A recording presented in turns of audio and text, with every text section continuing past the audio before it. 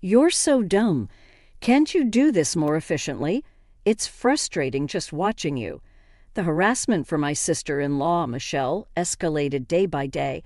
It even started to interfere with my work from home, but I didn't break because there was a job I desperately wanted to complete.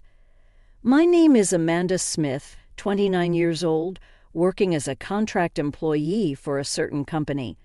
I live modestly with my dad, taking over the household chores to relieve my busy dad. He raced through life without a break, raising a daughter on his own.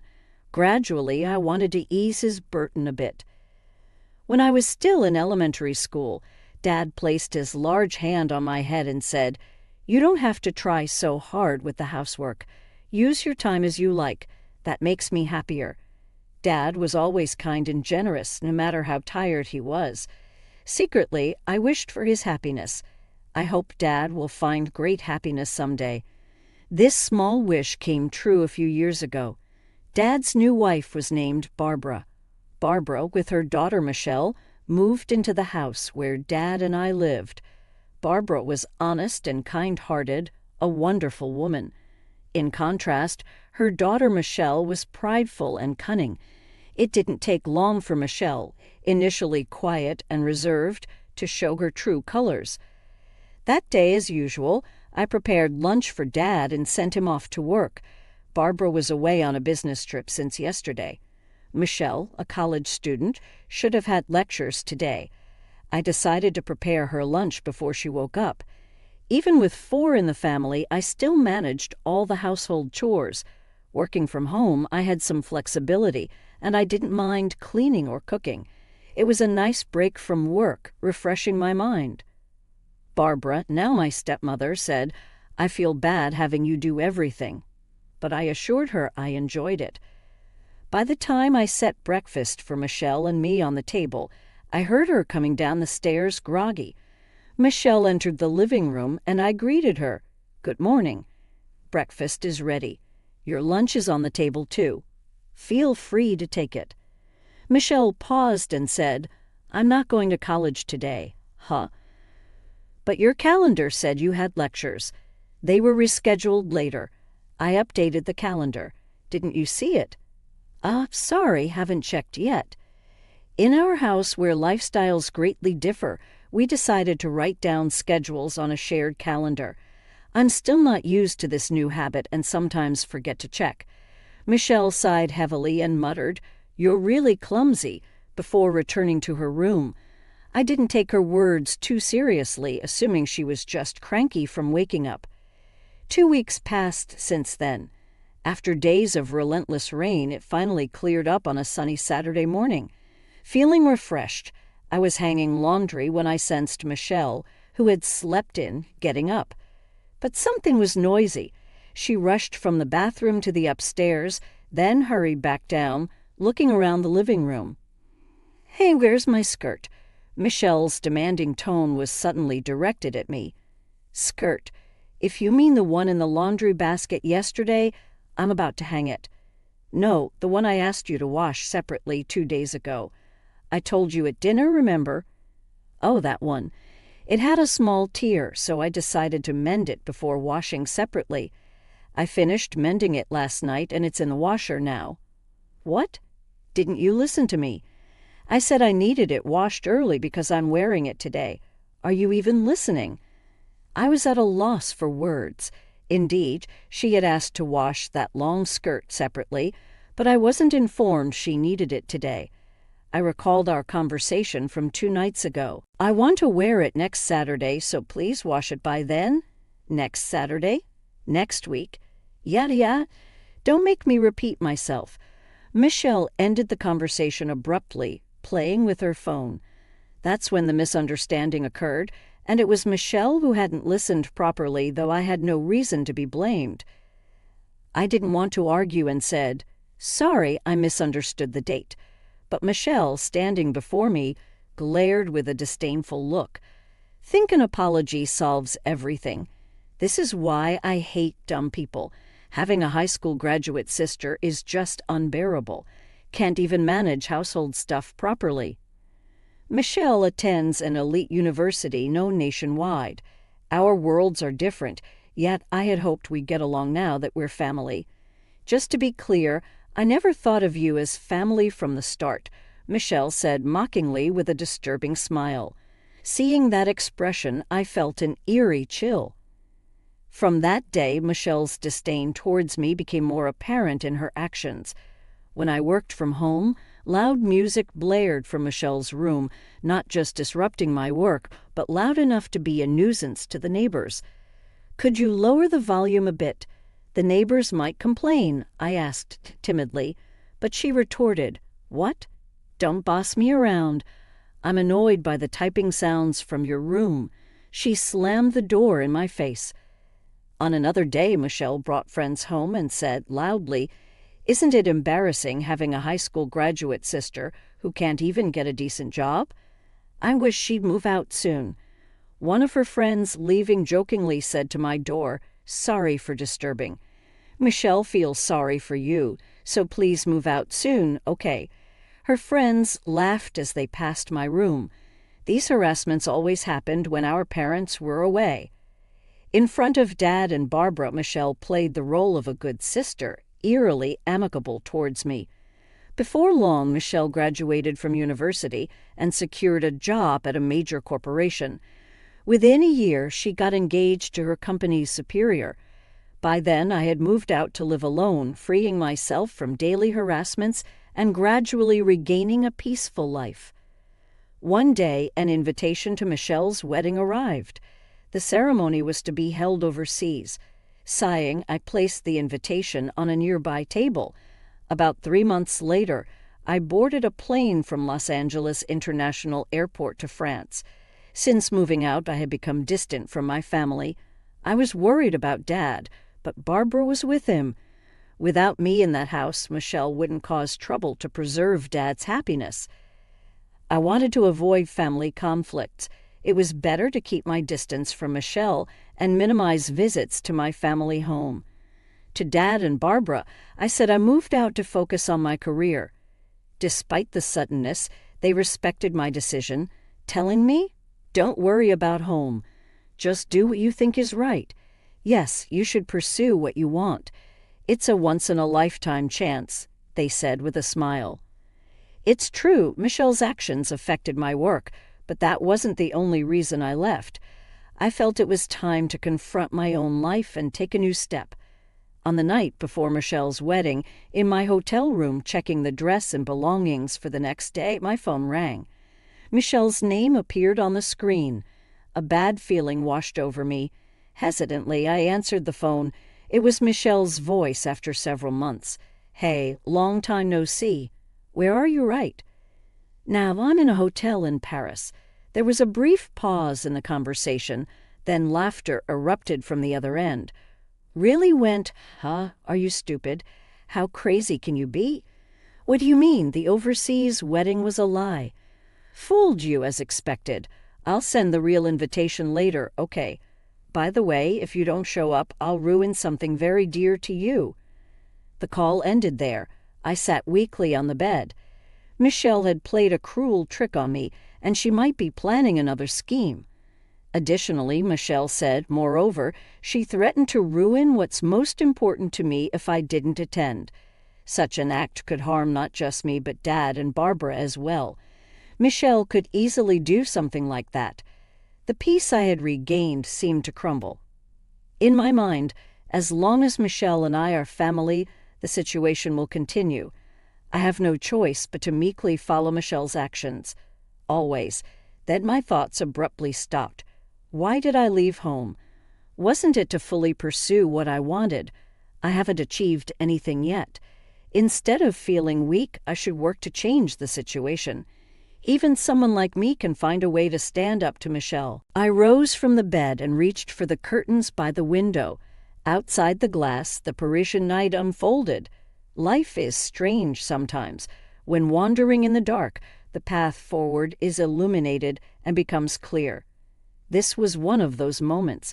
I closed the curtains, turned off the light, and slid into bed. The earlier anxiety had vanished, replaced by a soothing drowsiness. I closed my eyes slowly. Eventually, I spent about a week in France, taking the opportunity to enjoy sightseeing before returning home. Recharged, I returned to the U.S. and threw myself into work, forgetting to eat and sleep. I spent days glued to my computer, my mind running at full speed, devouring documents and typing furiously. After 2 months of this lifestyle, I visited a specific place. Walking down the main street in front of the station, I entered one of the buildings. Exiting the elevator on the 3rd floor, I knocked on the first door down the hall. A soft female voice invited me in. In my tote bag was a thick file. At home, inside was a large amount of copy paper that I had printed out. I intended to hand these to someone. As I touched the doorknob, a wave of nervousness made my fingers tremble. It's okay. I've done everything I could. Now it was up to fate. I calmed myself down and quietly stepped into the room. On the day of Michelle's wedding, I had called the venue to inform them of my absence. Michelle probably thought I underestimated her, that high school graduate fool, prideful Michelle, always needing to feel superior. But now I understood. Michelle lacked something vital, something I possessed, but she did not. A knock on the dressing room door, and a man peeked in. "Excuse me, it's almost time." "Are you ready?" "Yes, I'm ready." "I'll be right out." I picked up a Western book from beside me and left the room. At the same time, Michelle's wedding reception was underway. Stephen, her husband, was the son of a corporate president. Among the guests were some notable figures, and Michelle was inwardly proud. While everyone enjoyed the grand food and friends' performances, a man discreetly approached Stephen. After whispering something, Stephen said to Michelle, "Amanda isn't coming today. She appeared on TV, did you know?" Michelle was taken aback, clueless, looking towards the guests. She noticed some commotion among Stephen's invitees. It was also streamed online. Seems to be quite a topic. A colleague from Michelle's company nearby was heard speaking on her phone. "I've read this book, too. Just released last month and already going for a reprint. It's a foreign sci-fi novel. The author passed away long ago, but it turns out it's written by a globally renowned scientist," someone started saying online. Another colleague at the same table mentioned, "That's the one that's been trending on social media recently, right? It's got futuristic predictive scenes, and a friend told me it's interesting." A translator named Amanda Smith. She was on a show today. Amanda Smith? Isn't that Michelle's sister-in-law's name?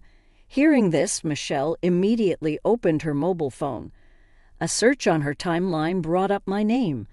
The top article read, "Historic Scientist's Posthumous Work Discovered." Interview with translator Amanda Smith on her encounter with the book. The wedding venue was already buzzing with this news.